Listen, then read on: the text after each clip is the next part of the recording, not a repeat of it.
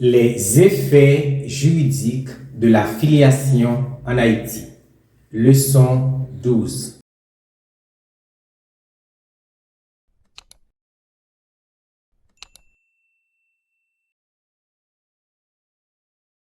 Bonjour ou bonsoir, mesdames, messieurs, dépendamment de l'heure que vous regardez cette nouvelle leçon, cette nouvelle rubrique.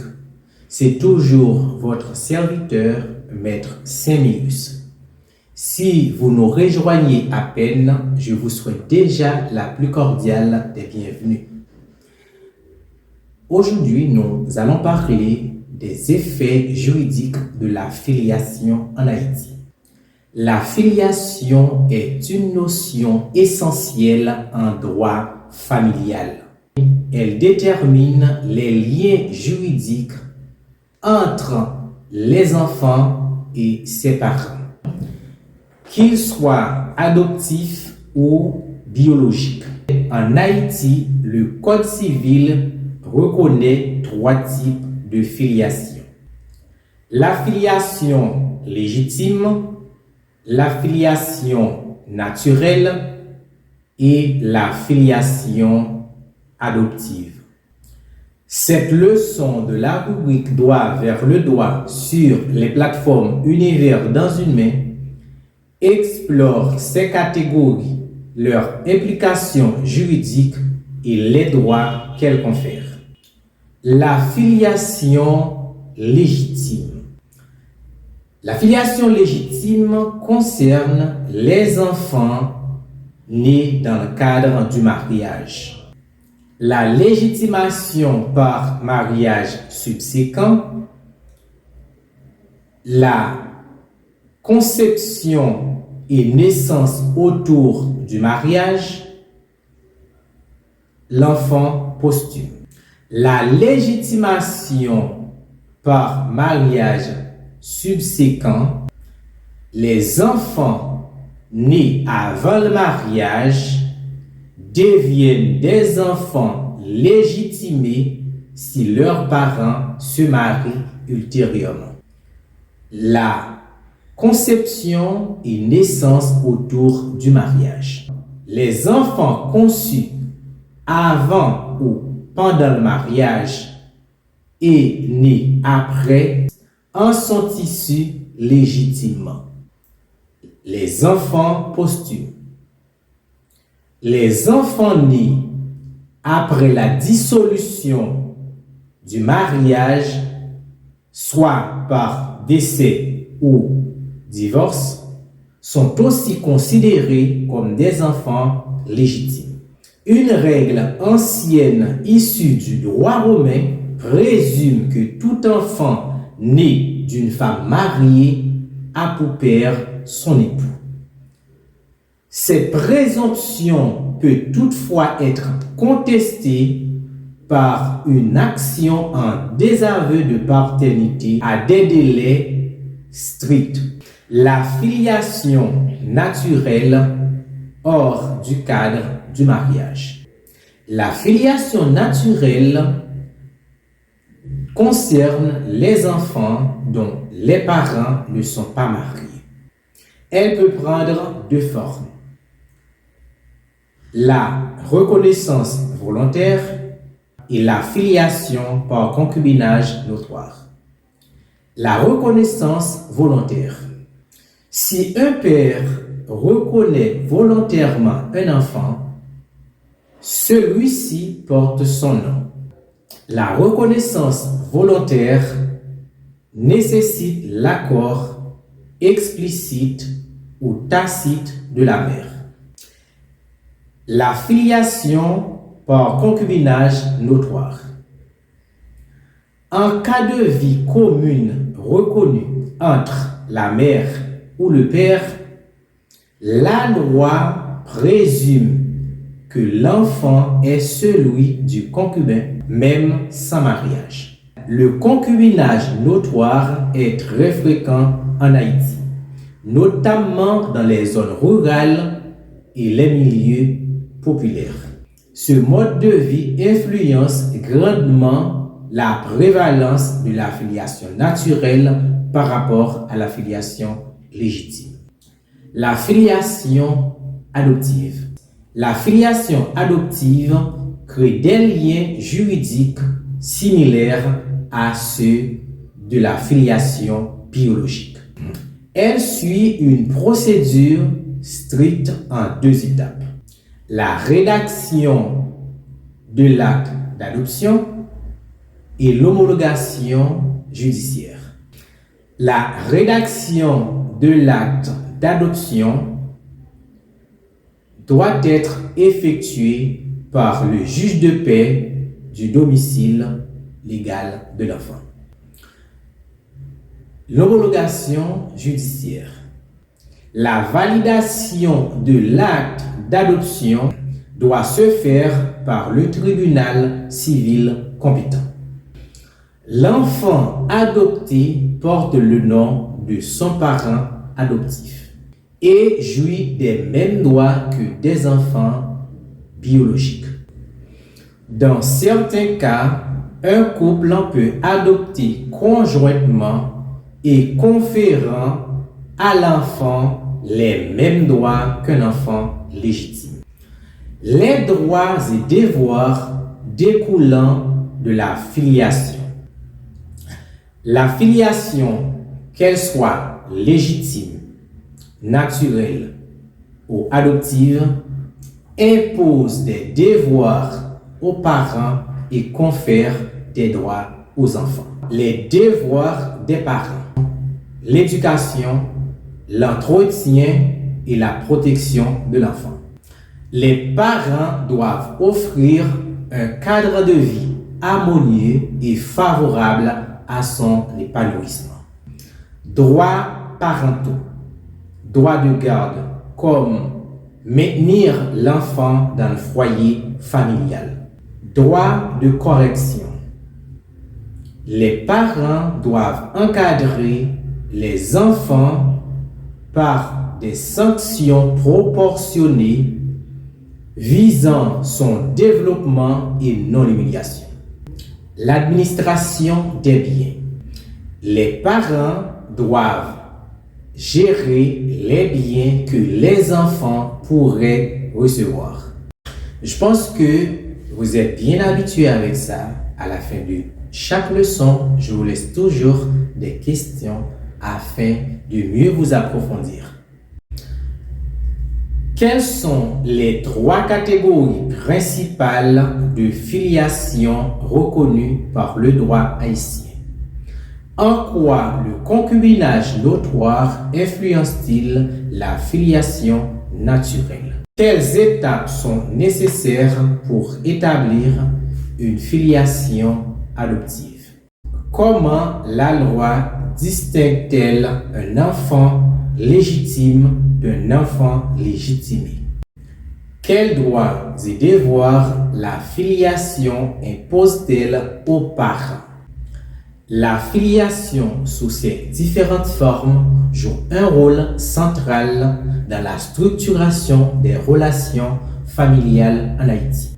Elle ne se limite pas à définir un statut juridique, mais établit des droits et devoirs réciproques entre parents et enfants. Comprendre ces notions est essentiel pour garantir une meilleure protection des droits de l'enfant et renforcer les fondements des relations familiales. Le respect des lois en matière de la filiation permet de préserver l'équilibre familial et de protéger les intérêts supérieurs de l'enfant. Qu'il soit légitime, naturel ou adopté. À travers cette rubrique Droit vers le droit sur Univers dans une main, nous espérons vous offrir une meilleure compréhension des fondements juridiques de notre société. Merci, chers amis, d'avoir suivi cette leçon. N'oubliez pas de liker, de partager avec vos amis parce que le droit est une science transversale. N'oubliez pas, vous qui nous rejoignez à peine, Abonnez-vous pour ne rien manquer à nos prochaines vidéos.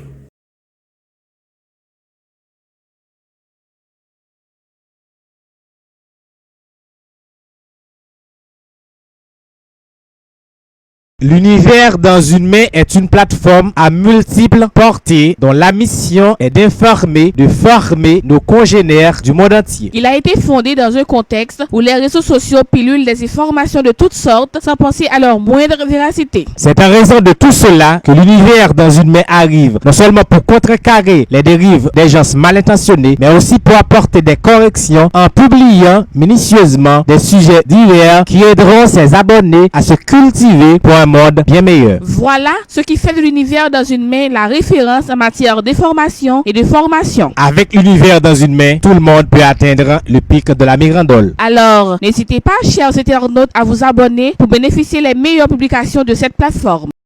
La tutelle, une institution juridique essentielle en Haïti. Leçon 13.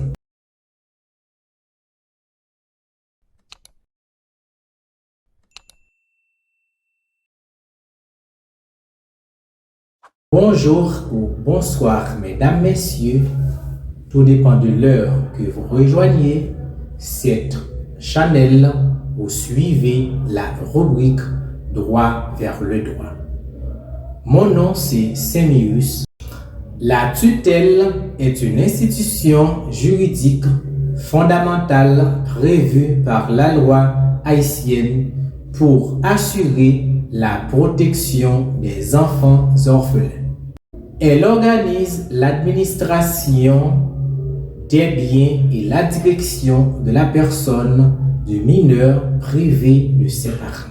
Cette leçon explore en profondeur les formes, les organes et le fonctionnement de la tutelle tout en mettant en lumière son importance pour garantir les droits des enfants. Qu'est-ce que la tutelle? La tutelle est un mécanisme légal permettant de désigner une personne responsable pour gérer les biens et veiller sur un enfant mineur orphelin appelé le pupille.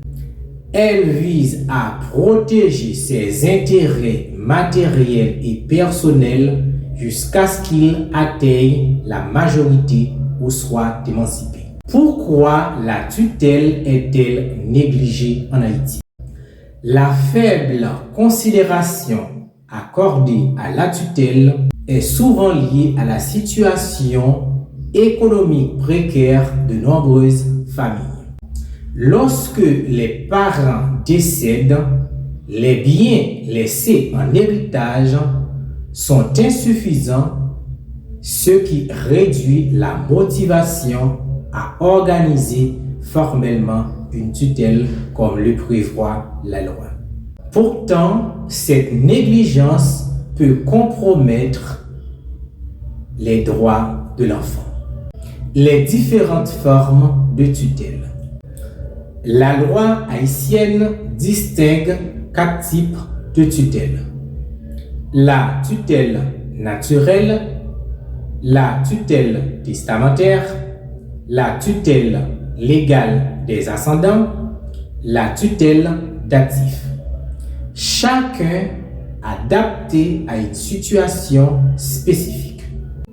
Voyons la tutelle naturelle.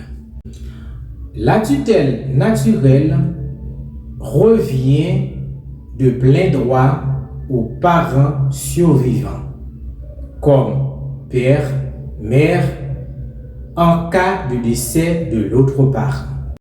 Cette forme de tutelle est principalement prévue pour les enfants légitimes.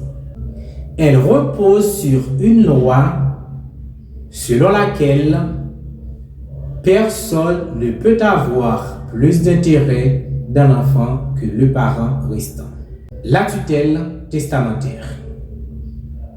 La tutelle testamentaire intervient lorsque le parent survivant désigne un tuteur pour son enfant par testament. garantissant ainsi la prise en charge après son décès. La tutelle légale des ascendants. En l'absence du tuteur testamentaire, la responsabilité est transférée aux grands-parents à condition qu'ils soient en mesure de s'en occuper. La tutelle dative. Si aucune des options précédentes n'est possible, le conseil de famille désigne un tuteur appelé tuteur datif pour assurer la protection de l'enfant. Les organes de la tutelle. 3 principaux acteurs interviennent dans l'organisation et le fonctionnement de la tutelle. Le conseil de famille, le tuteur, le subrogé tuteur. Voyons le conseil de famille. Le conseil de famille est composé de 7 personnes. 6 membres de famille ou amis proches et présidé par un juge de paix. Le conseil de famille est responsable des décisions importantes concernant le pupille, comme le consentement au mariage ou à l'émancipation. Le tuteur. Le tuteur est responsable de la gestion quotidienne des biens et de la personne de l'enfant. Il a droit de garde et des corrections et veille à l'entretien du pupille sous la supervision du conseil de famille. Le subrogé tuteur. Le subrogé tuteur joue le rôle de contrôleur. Il surveille les décisions du tuteur et s'assurer que ces décisions respectent les intérêts du pupille. Les actes du tuteur et la fin de la tutelle. Le tuteur peut prendre 3 actes. Acte libre, acte nécessitant une autorisation, acte interdit. Acte libre. Ceux de pure administration, comme percevoir des loyers ou régler une facture. Acte nécessitant une autorisation. Certains actes ou certaines actions du tuteur nécessitent une autorisation, comme vendre un bien immobilier nécessite l'autorisation du conseil de famille et l'homologation du tribunal civil. Acte interdit. Le tuteur ne peut en aucun cas acquérir ou acheter les biens du pupille. La tutelle prend fin lorsque le pupille atteint l'âge de la majorité ou est émancipé ou décède. Si le tuteur décède avant la fin de sa mission, le conseil de famille désigne un nouveau tuteur. À la fin de la tutelle, le tuteur doit rendre compte de sa gestion au pupille ou à ses héritiers.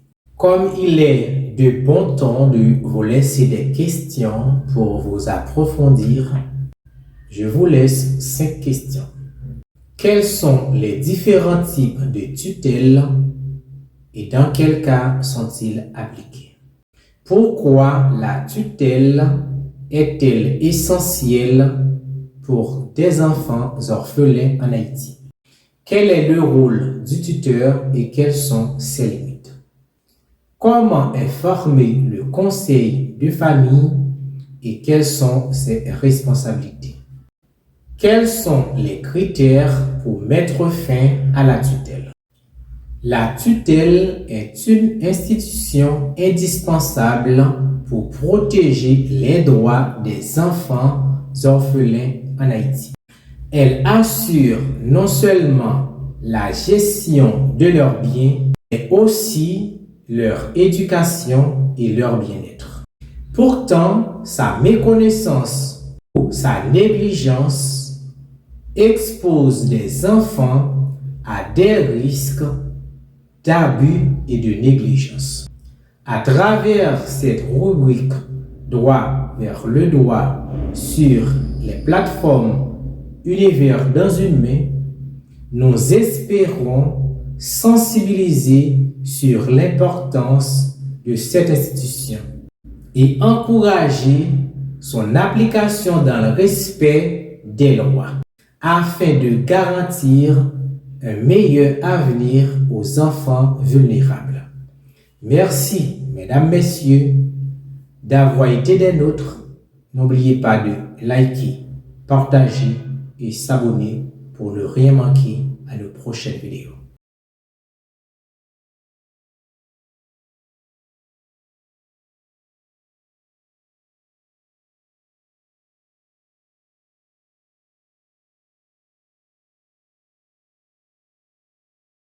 L'univers dans une main est une plateforme à multiples portées dont la mission est d'informer, de former nos congénères du monde entier. Il a été fondé dans un contexte où les réseaux sociaux pilulent des informations de toutes sortes sans penser à leur moindre véracité. C'est en raison de tout cela que l'univers dans une main arrive, non seulement pour contrecarrer les dérives des gens mal intentionnés, mais aussi pour apporter des corrections en publiant minutieusement des sujets divers qui aideront ses abonnés à se cultiver pour un monde bien meilleur. Voilà ce qui fait de l'univers dans une main la référence en matière d'information et de formation. Avec l'univers dans une main, tout le monde peut atteindre le pic de la mirandole. Alors, n'hésitez pas, chers internautes, à vous abonner pour bénéficier des meilleures publications de cette plateforme.